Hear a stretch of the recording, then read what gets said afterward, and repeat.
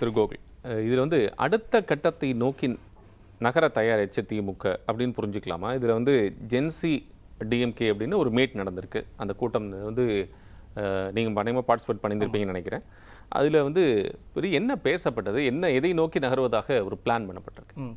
இப்போ தேர்தல் முடிவுகளுக்கு அப்புறம் வந்து இங்கே இளைஞர்கள், அதாவது ஒரு பெரிய இது இருந்தது, இளைஞர்கள் வந்து திமுக பக்கம் இருக்காங்களா இல்லையா அப்படின்றது ஒரு இது. அதெல்லாம் இல்லை, திமுகவின் பக்கம் இளைஞர்கள் திரும்ப ஆரம்பிச்சிட்டாங்க, அதுவும் பெருவாரியான அளவில் வந்து திரும்புகிறாங்க அப்படின்றதுக்கு ஒரு எடுத்துக்காட்டாக தான் அந்த ஜென்சி டிஎம்கே மீட்டுன்னு நடந்துக்கலாம். எந்த ஒரு கட்சி பின்பலமும் இல்லாமல் சோஷியல் மீடியாவில் திமுகவுடைய கொள்கைகளையும் திராவிட சித்தாந்தம் பேசுகிற ஒரு சில இளைஞர்கள் மட்டுமே வந்து சேர்ந்து முடிவு பண்ணி அதை கொண்டு வராங்க. இப்போ அண்ணா நகர் டவர் பார்க்கில் தான் வந்து அது ஃபஸ்ட்டு பிளான் பண்ணுறாங்க. என்னென்னா ஒரு எத்தனை பேர் வந்துட போகிறாங்க, ஒரு 30லேருந்து 50 பேர் வந்துடுவாங்க அப்படின்ற எண்ண ஓட்டத்தில் தான் வந்து அண்ணா நகர் டவர் பார்க்கில் ஆரம்பிக்கிறாங்க. அப்புறம் அது அங்கேருந்து எங்கே போகுதுன்னா கிட்டத்தட்ட ஒரு 100 பேர் வந்துடுறாங்க, 150 பேர் வரன்ற மாதிரி வந்து மெசேஜ்கள் வந்த பிறகு அதை வந்து ஒரு ஹாலுக்கு, சின்ன ஹாலுக்கு மாற்றணும், 150 பேர் சேர்க்கலாம் அப்படின்னு. ஆனால் வர்றது எல்லாமே நிறைய பேர் யாரெல்லாம் வந்து எங்ககிட்ட கேட்குறாங்க அப்படின்னு பார்த்தீங்கன்னா ஒரு 200-300 பேருக்கு மேலே வந்துருச்சு. 300 பேர் வந்தோடனே ஒரு மண்டபத்தை நாங்கள் வந்து திரும்ப அங்கே புக் பண்ணுறோம். புக் பண்ணும்போது என்ன ஆகுதுன்னா அதுக்குமே பல்வேறு விதமான தடைகள் வந்து திரும்ப எதிரணியிலிருந்து நமக்கு தொடர்ந்து வரும்போது அப்போ தான் வந்து என்ன ஆகுது, எண்ணிக்கை பெருசாகுது, அது வந்து ஒரு பெரிய பூம் ஆகுது. யார் அந்த எதிரணியினர்? இப்போ இங்கே ஆளும் கட்சியாக இருக்கிறவங்க தான் வந்து நீங்கள் தானே சேர்ந்து நடவடிக்கை எடுக்கிறீங்க. உங்களை யார் எதிர்க்க போகிறாங்க? நீங்கள் உங்கள் நண்பர்களுக்குள்ள செய்கிறீங்க, இளம் பேச்சாளர்களா அல்லது இளம் தலைமுறையினரா ஜென்சியாக சேர்ந்து எல்லாம் பண்ண போறீங்க. ஒரு மண்டபம் தானே ஃபிக்ஸ் பண்ணுறீங்க, அதில் என்ன உங்களுக்கு அது? ஏன் நான் சொல்கிறேன், இங்கே இளைஞர்கள் எல்லாமே ஒன்றா சேர்த்துட்டாங்கன்னா இத்தனை நாளாக அவங்க கட்டமைச்சிருக்காங்க ஒரு நரேட்டிவ் இருக்குல்ல, ஜென்சி எல்லாம் எங்கள் பக்கம் தான் இருக்காங்க, இந்த இளம் தலைமுறையினர் எல்லாமே ஏன் பக்கம் தான் இருக்காங்கன்னு ஒரு நரேட்டிவ் வச்சிருக்காங்க இல்லையா? அது உடஞ்சிரும் அப்படின்ற, அது உடஞ்சிரும்ன்ற பயத்தினால தான் இன்னைக்கு திமுகவுடைய இளைஞர்கள் அந்த ஆதரவு மனப்பான்மையில் இருக்க இளைஞர்கள் ஒன்று சேர்ந்துடக்கூடாதுன்னு மண்டபத்துக்கு அட்வான்ஸ் கொடுத்தாச்சு. அன்னைக்கு காலையில், இன்னைக்கு மீட்டிங் நடக்க போகுது 4 மணிக்குன்னா அன்னைக்கு காலையில் 10 மணிக்கு மண்டபத்துல இருந்து என்ன சொல்றாங்கன்னா, இல்லை உங்களுக்கு நாங்கள் கொடுக்க மாட்டோம், எங்களை மிரட்டுறாங்க, சொன்னாங்களா இல்லையான்னு நீங்களே கேட்டு பார்க்கலாம். அப்படி சொன்ன பிறகுதான் இது எங்க ஆர்கனைஸ் பண்ணது, முதல்ல பிளான் பண்ணது அண்ணா நகர் டவர் பார்க்ல. இல்ல இப்போ அந்த 300 பேரை வச்சு எந்த மண்டபத்துல, எந்த ஏரியால? அது வந்து இங்க நம்ம அம்ஜகரை பகுதியில் பண்ணியிருந்தோம். அதுக்கப்புறம் அங்க எதிர்ப்பு இருந்தனே, தொடர்ந்து என்ன பண்றோம், அன்னைக்கே வந்து நிறைய இடங்களை தேடி போகும்போது அப்புறம் தான் கலைஞர் அரங்கம் எங்களுக்கு கிடைச்சது. கிட்டத்தட்ட 1000க்கும் மேற்பட்ட இளைஞர்கள் எல்லாமே நாங்க ஒன்னா சேர்ந்து அன்னைக்கு பேசிட்டு இருக்கோம். அப்பதான் தெரியும். இப்ப என்னன்னா அன்னைக்கு நாங்க விவாதிச்சது ஒரு முக்கியமான கருத்து, இனி வரும் காலங்கள்ல சோசியல் மீடியால நம்ம வந்து கொள்கை சார்ந்து நடத்த போறோம், ரெண்டாவது ஃபேக்ட் செக் பண்ண போறோம். இப்போ எப்படின்னா இன்னைக்கு பஸ் பாஸுக்கு ஒரு உதாரணம் ஒன்று சொல்றேன். போக்குவரத்து துறை அமைச்சர் வந்து ஒரு அறிவிப்பு ஒன்று வெளியிட்டார். என்னன்னா பள்ளி சீருடை, அரசாங்க பள்ளி சீருடைகளில் மாணவர்கள் வந்து பேருந்துகளில் பயணிக்கலாம் அப்படின்னு சொன்னாப்ல. ஆனா உடனே வந்து சோசியல் மீடியால என்ன நெரேட்டிவ் வந்துருச்சுன்னா, இது இன்னும் புதுசா வந்து பள்ளி மாணவர்களுக்கு இலவசமா பேருந்துல வந்து பயணிக்கிற திட்டமே தாவேக அரசு தான் கொண்டு வந்திருக்கு அப்படின்னு ஒரு நெரேட்டிவ் வருல. இந்த மாதிரி நெரேட்டிவ்லாம் தேடி உடைக்கிற வேலையை இனி வரும் இளைஞர்கள் இந்த மீட்ல வந்து நாங்க பேசுவோம், எல்லாருமே போஸ்ட் பண்ணுவோம் அப்படின்னு பேசினது தான். திமுக ஐடி விங் ஆல்ரெடி அதுதானே செஞ்சிட்டு இருக்கு. அது புதுசா என்ன செய்ய இருக்கு இதுல இருக்கு? இப்போ ரொம்ப தீவிரமா எல்லார்கிட்டயும் கொண்டு போறோம். இப்போ ஐடி விங்ன்றது இவ்வளவு நாளா செஞ்சிட்டு இருக்கு. சோசியல் மீடியால அந்த கட்சியின் சார்ந்த எல்லாரும் நிர்வாகிகள் கொண்டு போய் சேர்ந்தது, வெகுஜன மக்கள் கிட்டையும் கொண்டு போய் சேர்த்தது. ஆனா இங்க ஜென்சி இருக்கிற, அதாவது கடைக்கோடியில் இருக்கிற ஜென்சி வரைக்கும் அதை கொண்டு போய் சேர்க்கணும். நான் வந்து புரிஞ்சுக்க முயற்சி பண்றேன் திரு கோகுல். என்னன்னா ஏற்கனவே இளம் தலைமுறையினா இருக்கக்கூடிய மாணவர்களுக்கு நான் முதல்வன் திட்டம், தமிழ் புதல்வன் திட்டம், இந்த போன்ற திட்டங்கள்லாம் மூலியமாக அவர்களுக்கான நிதி உதவித்தொகை, அதே போல வெளிநாடுகளுக்கு சென்று படிக்கக்கூடிய மாணவர்களுக்கான ஒரு உதவித்தொகை, தன்னை வந்து அப்பா அப்படின்னு அழைப்பது நான் என்னுடைய பிள்ளைகளாக, என்னுடைய மகனாக நான் பார்க்கிறேன் அப்படின்னு சொல்லி இந்த அட்டாச்மெண்ட், ஒரு இமோஷனல் பாண்டிங் இருக்குல்ல, ஏற்கனவே இது இருந்தது தானே. அப்போ இது எங்க மிஸ் ஆயிடுச்சு அல்லது எங்க வந்து சேரல, அது அந்த எங்க அந்த ஓட்டா கன்வெர்ட் ஆகலை, நீங்க எப்படி புரிஞ்சுட்டீங்க? இல்லை அதுதான் காரணம் சொன்னீங்க அப்படின்னா 2 விஷயம் இருக்கணும். ஒன்று, திமுக நீங்க சொல்றது படி பார்த்தா இளைஞர்களே இல்லைன்னு சொல்ற கணக்குக்கு வரணும். அப்படி இல்லைன்னா இளைஞர்கள் உங்க வாக்கு செலுத்தலைங்கிற கணக்குக்கு வரணும். 2ல ஏதாவது ஒன்று நடந்திருக்கணும். எது நடந்திருக்கு? இப்போ நான் இதை வந்து நம்ம இன்னும் ஒரு 3வது ஒரு மனநிலையிலேருந்து பார்க்க வேண்டிய கட்டாயத்தில் இருக்கும். மனநிலை என்ன சொல்லுங்க? ஏன் சொல்றேன்னா, மொதல் விஷயம் இங்கே வந்து யங்ஸ்டர்ஸ் இருக்காங்க இல்லையா, அந்த ஜென்சி எல்லாமே இன்ஃப்ளூயன்ஸ் பண்ணி மாஸ் மேனிப்புலேஷன்ன்ற அந்த கான்செப்டில் தான் இவங்க எல்லாருக்குமே நேரடியாக நம்ம எல்லாருமே கொஞ்ச நாட்களாக தொடர்ந்து பேசிக்கிட்டே இருக்கோம். சோஷியல் மீடியாவில் அங்கே இன்ஃப்ளூயன்சர்ஸை அவங்க வந்து வாடகைக்கு எடுத்து இவங்க தொடர்ந்து வந்து ரீல்ஸ், அவங்களுக்கு ஆதரவாக ரீல்ஸ் போகிறதா இருக்கட்டும், இல்லை ஒவ்வொரு திட்டத்தையும் விமர்சனம் பண்ணுறதா இருக்கட்டும். நீங்கள் கிட்டத்தட்ட முதல்வர் படைப்பகம்ன்ற ஒரு திட்டம் வந்து யூபிசி ஆஸ்பிரன்ஸுக்கு எல்லாமே எவ்வளோ பயனுள்ளதாக இருக்குன்னு உங்களுக்கு தெரியலாம். நான் முதல்வன் இப்படி எல்லா திட்டங்கள் எவ்வளோக்கு எவ்வளோலாம் வந்து பயன் கொடுத்ததோ அதுக்கு அதே அளவில் வெறுப்பையுமே வந்து, அதாவது திமுகவுக்கு எதிரான அந்த வெறுப்பு மனநிலையுமே இந்த சோஷியல் மீடியாவில் ரீல்ஸ் மூலியமாகவும் இந்த சோஷியல் மீடியா இன்ஃப்ளூயன்சர்ஸ் மூலியமாகவும் நிறைய விதைச்சிருக்காங்க. ஷேடோ ஐடிஸ்னு ஒரு ஃபேக் ஐடி நம்ம கேள்விப்பட்டிருப்போம். ஷேடோ ஐடி எல்லா கட்சிகளுக்கும் இருக்கும், திமுக அதிமுக எல்லா கட்சிகளுக்கும். ஆனால் இவங்க பண்ணது தான் இருக்கிறதுலே அதிகம். அதாவது கிட்டத்தட்ட 3 லட்சத்துக்கு மேலே வந்து ஷேடோ ஐடிஸை கொண்டு வந்து ஒரே வீடியோ திருப்பி திருப்பி திருப்பி போஸ்ட் பண்ணும்போது அல்காரிதம் அவங்க இன்ஃப்ளூயன்ஸ் பண்ணியிருக்காங்க. திட்டங்கள் மக்களை போய் சேர்ந்திருக்கு. எங்கேயுமே சொல்ல முடியாது, கடைக்கோடி வரைக்கும் திமுக கொண்டு வந்த திட்டங்கள் மக்களை போய் சேர்ந்திருக்கு. ஆனா அவங்க அல்காரிதம் இன்ஃப்ளூயன்ஸ் பண்ண விதம் தான். நான் உங்களுடைய வந்து இன்ஸ்டாகிராம்லயும் சரி ஃபேஸ்புக்லயும் சரி 2வது வீடியோ நீங்க தள்ளும் போது 3வது வீடியோ இங்க டிவிகே பத்தியும் திமுக விமர்சனம் பண்ற மாதிரியும் வந்திருக்கும். ஆனா ஆராய்ச்சி பாத்தீங்கன்னா ஃபேக்ட் செக் பண்ணி பார்த்தோம்னா அந்த மாதிரி ஒன்று இருக்கவே இருக்காது. எல்லாத்தையுமே தவறான முறையில் இன்ஃப்ளூயன்ஸ் பண்ணது தான் இன்னைக்கு வந்து அந்த மாதிரி ஒரு நரேட்டிவ் செட் ஆகிறதுக்கு காரணம். திமுக உடைய திட்டங்களையும் திமுக மக்களுக்காக செஞ்சிருக்கக்கூடிய செயல் திட்டங்களையும் ரீல்ஸாகவும் ஃபேஸ்புக்கில் இருக்கக்கூடிய பதிவுகளாகவும் நிறைய விஷயங்கள் கொண்டு போய் மக்களுக்கு சேர்க்கப்பட்டிருக்குங்கிறது யதார்த்தமாக இருந்த விஷயம் தானே. அதில் நம்ம என்ன இல்லைன்னு சொல்றதுக்கு என்ன இருக்குது? அதில் எந்த அளவுக்கு பாசிட்டிவாக வந்து மக்களிடம் போச்சோ அதை விட அதிகமாக, அதுதான் நான் இப்போது அவங்க புதுசாக வந்து உபயோகப்பட்டிருக்க அந்த சிஸ்டம்னு ஒன்று இருக்கு இல்லையா, அதுதான் வந்து இப்போ வந்து யாருமே சிந்திச்சு பார்க்காது ஒரு தரம் தாழ்ந்த விஷயம். அது சோஷியல் மீடியாவுடைய அல்காரிதமை இன்ஃப்ளூயன்ஸ் பண்ணி மக்களை மாஸ் மேனிப்புலேட் பண்ணுற அளவுக்கான அந்த ஒரு நடைமுறை இருக்குல்ல, அது ரொம்ப தப்பு. அதுக்கு யார் அவங்க யூஸ் பண்ணியிருக்காங்கன்றது நீங்கள் கொஞ்சம் சிந்திச்சு பார்க்கணும். சோஷியாலஜி படித்தவங்க, ஆந்த்ரோபாலஜி படித்தவங்க இப்படியானவர்களை கூப்பிட்டு எப்படி நீங்கள் ஹேண்டில் பண்ணணும் அப்படின்றதுலாம் கொஞ்சம் சிந்திச்சு பார்த்தோம்னா அவங்க ரிக்வயர்மெண்ட் பண்ணவங்கலாம் யாருன்னா இந்த மாதிரியானவங்க தான் பண்ணிட்டு இருக்காங்க. நினைவு சரியாக இருந்தா திரு சோமு அவர்கள் சரி செய்யட்டாங்க. 2021 நமக்கு நாமே திட்டம், அதே போல வந்து முதலமைச்சர் நடைபயணம் மேற்கொண்ட போது சோஷியல் மீடியாவில் மிதமிஞ்சிய அளவுக்குனா அந்த டைம்ல அந்த நேரத்தில் வந்ததாக சொல்லப்பட்டது, விமர்சனங்கள் வைக்கப்பட்டது. அதிமுக தரப்புல வைக்கப்பட்ட ஒரு பெரிய விமர்சனம் வந்து அதிகமாக இவர்கள் வந்து இந்த சோஷியல் மீடியாவை பயன்படுத்தி விட்டார்கள் அப்படின்னு ஒரு பெரிய விமர்சனம் கூட அந்த நேரத்தில் வைக்கப்பட்டது. 2021 திமுக ஆட்சிக்கு வந்ததுக்கு ஒரு காரணமாக அது கூட சொல்லப்பட்டது என்னுடைய நினைவு. அதனால உங்களுடைய கருத்தை நான் ஏற்றுக்கிறேன்.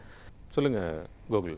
நான் ராஜசேகர் அண்ணன் உங்களுடைய எல்லா கேள்விக்குமே நான் பதில் சொல்ல விரும்புகிறேன். மொதல் விஷயம் சொன்னார், கிருஷ்ணகிரியில் வந்து ஒரு கூட்டம் நடந்தது, திமுகவுடைய மாவட்ட செயலாளர் கூட்டம் நடந்தது, அங்கே ஒருத்தர் எதிர்த்து பேசினார், அவர் வெளியே அமிச்சிட்டாங்க அப்படின்னு சொல்கிறாரு. இப்போ இதுலன்னு சாரே வந்து இன்ஃப்ளூயன்ஸ் ஆகிருக்கார் ரீல்ஸுக்கு அப்படின்றது தெரிஞ்சிச்சு. ஏன் அப்படி சொல்கிறேன்னா, அங்கே உள்ளே நின்று பேசினார்ல, அவர் பேர் வந்து அன்பானந்தம். தெளிவாக சொல்கிறேன், எதிர்த்து பேசுனான்னு சொன்னால அன்பானந்தம். அது அவர் என்ன அங்கே பேசினார்னா, இங்கே வந்து உள்ளே வந்து ஏதோ ஒரு நிர்வாகி கூட சின்ன பிரச்சனை அப்படின்னு சொன்னதுனால அவங்களுடைய சொந்த தந்தை வந்து மாநில விவசாய அணியினுடைய துணை செயலாளர், அவர் தான் அரியப்பன் சொல்லுவாங்க, அவர் தான் வந்து திரும்ப வெளியே அவங்களுடைய அண்ணனும் அவங்களுடைய அப்பாவும் தான் சத்தம் போடாதீங்கன்னு வெளியே கூப்பிட்டு வந்தாங்க. இப்போ அவர் கடைசி வரைக்கும் அவங்களெல்லாம் முன்னேற முடியாதுன்னு சொன்னார்ல. அந்த ஜென்சி மீட் நடந்ததுல, ஜென்சி மீட்ல முன்ன நின்று நடத்தினதே அந்த கிருஷ்ணகிரியில் பேசின அந்த அறிவானந்தம் தான், அன்பானந்தம்னு சொல்லுவாங்க. அவர் தான் வந்து அங்கே ஜென்சி மீட்ல நின்று பேசியிருக்காரு. இதை சொல்ல முடியுமா? தூக்கி வெளியே கடாச்சிட்டாங்கன்னு சொன்னாங்களே, தூக்கி வெளியே கடாசினவர் தான். கட்சியோட பின்புலம் எதுவுமே இல்லாமல் 1000க்கும் மேற்பட்ட இளைஞர்கள் எல்லாமே ஒன்று திரட்டி அங்கே பேசின அந்த 6 சோஷியல் மீடியாவில் ஆர்வமுள்ள இளைஞர்கள் அவங்க நிஜமாலே தான் நடத்திருக்காங்கன்னு நினைச்சேன். இப்பதான் தெரியுது. மாநில என்ன நீங்க விவசாய அணி தலைவரா? அவங்க பையன் தான் இந்த கொத்துவான், புது கொத்து ஜென்சி. இல்ல நான் சொல்றேன், ஹைரார்கி எல்லாம் பண்றாங்க, இங்கேயும் அதே தான் பண்ணிட்டு டைனாஸ்டிக் சொல்றேன். நான் பேசி முடிக்கிறேன். அண்ணன் பேசுற வரைக்கும் நான் எதுவுமே தலையிடல. இப்ப நான் பேசி முடிச்சிடுறேன்.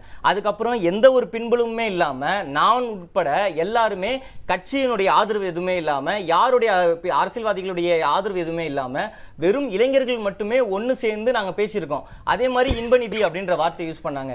எந்த ஒரு காரணத்துக்காகவும் இங்க ஒன்னு சேரல. திமுகன்ற ஒரே காரணத்துக்காக, திமுகன்ற ஒற்றை கட்சிக்காகவும் திமுக சுமந்துட்டு இருக்க அந்த முற்போக்கு கொள்கையை அது காரணம் காட்டி மட்டும்தான் அந்த இளைஞர்கள் எல்லாமே அன்னைக்கு ஒன்று சேர்ந்தமே தவிர எந்த ஒரு பின்புலமே இல்லையே. எல்லாருமே வந்து எந்த ஒரு பின்புலமே இல்லாம முன்னாடி நின்று பேசினாங்க. ரெண்டாவது கொத்தூஸ் அப்படின்னு சொன்னார்ல, எதுக்காக அந்த வார்த்தையை முதல்ல பண்ண அந்த கட் பண்ணி ரீல்ஸ் போறதுல வந்து தான் இங்க இருக்கவங்க எல்லாருமே ரீல்ஸ் மட்டும் தான் பார்த்துட்டு வந்தாங்களே தவிர என்ன மீட்ல நடந்தது மொத்த வீடியோ யாரும் பார்த்திருக்க மாட்டாங்க. இப்போ தோழர் சஞ்சய் தோழருக்கு சொல்லும் போதுமே கூட இல்ல நான் வந்து திரும்ப கொத்தடிமைகள்னு சொல்றலாம் பெருமையா பெருமையா சொல்றாங்கன்னு. என்ன சொன்னாரு அப்படின்றத கவனிக்கணும். இங்க திராவிடத்துக்கு எதிராக வந்து திரும்ப நீங்க ஒரு கட்டமைப்பை உருவாக்கும் போது இல்ல திராவிடம் சரியானது தான், முற்போக்கு பாதை தான் சரியானது தான், அதை ஏற்றுக்கொள்கிற எங்களை எல்லாருமே நீங்க வந்து திராவிடத்துக்கு கொத்தடிமைகள்னு சொன்னீங்கன்னா அப்போ பரவாயில்ல, அப்படி சொல்லிக்கோங்க, பரவாயில்ல, நாங்க வந்து இப்போ ப்ரௌடா சொல்லிக்கிறோம் அப்படின்னு தான் சொன்னாங்க தவிர எந்த ஒரு விஷயத்தையுமே முழுசா பாக்குறது இல்ல. ஆஸ் யூஷுவல் என்ன பண்ணிடுறது, ரீல்ஸ் எடுக்கிறதுக்கு மட்டும் கொஞ்சம் கொஞ்சமா கட் பண்ணி ரீல்ஸா போட்டுறது. கேள்வி வருதுன்னா கோகுல், இப்போ நான் திரு சோமு அவர்கிட்ட கூட அந்த பாயிண்ட் வச்சேன். என்னன்னா ஜென்சி அப்படிங்கிற நம்ம வெறும் அந்த டேக் மட்டும் நமக்கு பயன்படுத்த போகிறதா, அந்த போர்டு, அந்த டேக், அந்த லைன் மட்டும் நமக்கு பயன்பட போகிறதா, இல்லை அடிப்படை அரசியலுக்கே ஒரு மாற்றம் தேவைப்படுகிறதாங்கிற ஒரு கேள்வி வருது இல்லை? அந்த கேள்வி ரொம்ப நுணுக்கமானது. இப்போ ராஜ்சேகர் சொன்னார், முதல் தலைமுறையில் அமைச்சர்களாக first time MLA, first time அமைச்சர், அந்த மாதிரி வாய்ப்பை நோக்கி நகர்வது. ஒரே நிமிஷம். ரெண்டுமே இருக்கு. முதல் டைம் அமைச்சராக இருக்கிறாரு, முதல்ல எம்எல்ஏ இருக்க, முதல்ல அமைச்சராக இருக்கார், முதல் தடவை எம்எல்ஏவும் ஆயிருக்கிறார். ஃபர்ஸ்ட் ஜெனரேஷன் அவர் தான். அந்த வீட்டிலேயே முதல் தலைமுறை பட்டாளர் மாதிரி முதல் தலைமுறை அரசியல்வாதி ஆயிட்டார். இது வாய்ப்பு, இந்த நகர்தல்ங்கிறது ரொம்ப முக்கியமானது இல்லையா? இதை நோக்கி திமுக நகரணுங்கிற ஒரு கேள்வி இருக்குல்ல. இதுக்கு நான் பதில் சொல்றேன். இப்போ என்ன சொன்னாங்கன்னா கடைசி வரைக்கும் போஸ்டர் தான் ஒட்டிட்டு இருக்காங்க அப்படின்னு சொன்னாங்க. இளைஞர் அணியில 5 லட்சம் நிர்வாகிகளை, அதாவது வார்டுக்கு ஒருத்தங்க, பாகத்துக்கு ஒருத்தங்க 5 லட்சம் நிர்வாகிகளை அவங்க யாருக்கும் அவங்களுடைய அப்பா அவங்களுடைய தாத்தா யாரும் அரசியல்வாதிகள்லாம் கிடையாது. திமுக கொள்கையை ஏத்துக்கிட்ட 5 லட்சம் இளைஞர்களுக்கு இளைஞர் அணியில நிர்வாகிகளா வந்து திரும்ப அங்கீகாரம் கொடுத்தது திமுக மட்டும்தான். ரெண்டாவது ஒரே ஒன்று சொல்றேன், இங்க அவினாசி தொகுதியில நின்ன வந்து திரும்ப கோகிலாமணி யாரு? முதல் தலைமுறை தான். அவங்களும் கட்சிக்குள்ள எம்எல்ஏ சீட் யாருக்காக கொடுத்தாங்க? அவங்களுடைய திறமைக்காகவும் கட்சிக்குள்ள புதிய தலைமுறை உள்ள வரணும், புதுசா ஒரு இளம் தலைமுறை உள்ள வரணுன்றதுக்காக தான் கொடுத்தாங்க. மதிவேந்தன் யாரு? அவங்களுடைய தகப்பனாரோ அவங்க பாட்டனாரோ திமுக கட்சியில இல்ல, அப்படிதானே? திமுக கட்சியில இருக்காங்க தான். ஏன் அவங்களுடைய அவங்க பெரும் பதவியில் எதுவுமே இல்லையே. ஒன்றிய செயலாளர் அளவில் கூட கிடையாது. பெரும் பதவியில் அவங்க இருந்தாங்கன்னா சாதாரண அடிப்படை உறுப்பினர். யோசிச்சு பாருங்க, மதிவேந்தன் யாரு? முன்னாள் சமூக நலத்துறை அமைச்சராக இருந்தார், ஆதிதிராவிடத்துறை அமைச்சராக இருந்தார். அவர் என்னவா இருந்தார்? புதிய தலைமுறை தான், அவரும் இளம் தலைமுறையாக தான் உள்ள வந்தார். இப்படி எல்லாருக்குமே வாய்ப்பு இருக்கு. இதுதான் மாயைன்னு சொல்றோம். இந்த மாதிரி ஒரு மாயையே திமுக மேல கட்டமைச்சு தான் இவங்க இன்னைக்கு இதை சாதிச்சிருக்காங்க. ராஜசேகர் அண்ணனுக்கு நான் தொடர்ந்து ஒன்று தான் சொல்றேன், நீங்க திருப்பியும் ஒன்று சொல்லிட்டு இருக்கீங்களே, இங்க திமுகல அடிமட்ட தொண்டர்கள் எல்லாம் யாரும் மேல வர முடியாது அப்படின்னு. இல்ல, இன்னைக்கு நான் உள்பட எல்லாருமே அடிமட்ட தொண்டர்களாக இருந்து தான் மேல வந்திருக்கோம். யோசிச்சு பாருங்க, 5 லட்சம் நிர்வாகிகளுக்கு எப்படி வந்து கொடுத்துட்டாங்களா? உதாரணத்துக்கு ஒரே ஒன்று கேட்கிறேன், விஜயோட கட்சியில் 5 லட்சம் நிர்வாகிகள் இருக்காங்களா? இளைஞர்கள் எல்லாருமே கொடுத்துட்டாங்களா? எல்லாருமே 106 வேட்பாளர்கள் வெளி கட்சியிலிருந்து உள்ள வந்தவங்க. ஏன் விஜய்க்கு போஸ்டர் ஓட்டினவங்களுக்கு கொடுத்துருக்க வேண்டியதானே? 234 தொகுதியிலும் விஜயோட மக்கள் மன்றத்தில் வேலை செஞ்சவங்களுக்கு கொடுக்க வேண்டியதானே வேட்பாளர்கள்? ஏன் கொடுக்க முடியல? அதெல்லாம் கேள்வி கேட்கவே முடியல. ரெண்டாவது வாரிசு அரசியல் பத்தி பேசினாங்க. மற்ற கட்சிகளோட வாரிசு அரசியல் பத்தி பேசிடுவாங்களா? அன்புமணி ராமதாஸை பத்தி இது வரைக்கும் கேட்டிருக்காங்களா? ஜி.கே. வாசன் அவர்களை பத்தி இது வரைக்கும் கேட்டிருக்காங்களா? இல்ல அமித்ஷா இல்ல சொல்றேன், ராகுல் காந்தியை பத்தி அவங்க பேசியிருக்காங்களா?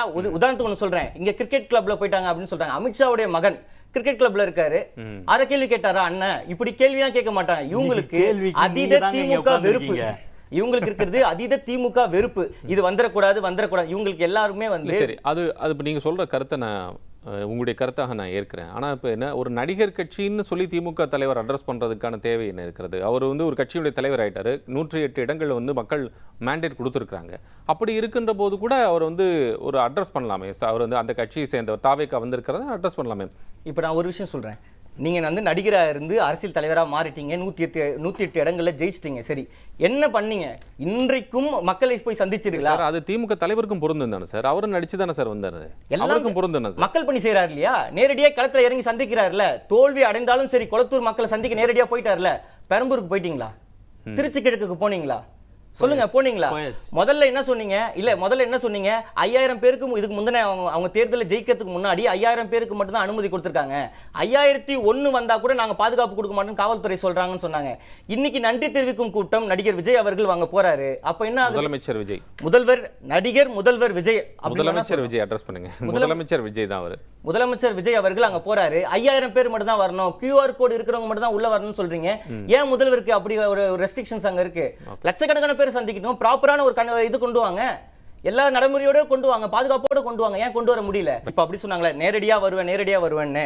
அரசாங்கத்துடைய பணத்தை வீணடிக்கிறது எப்படின்னு வேணா கத்துக்கலாம். சிங்கப்பெண் அந்த அதிரடி பாதுகாப்பு படை கொண்டு வந்தாங்கல்ல, 2 நாளா வந்து அதோட முன்னேற்பாடு எல்லா ஏற்பாடுலாம் பண்ணி ரெடியா வச்சுக்கிறாங்க. ஆனா வந்து நிகழ்ச்சி ரத்தாகிட்டே இருக்கு. ஏன் ரத்தாகுது?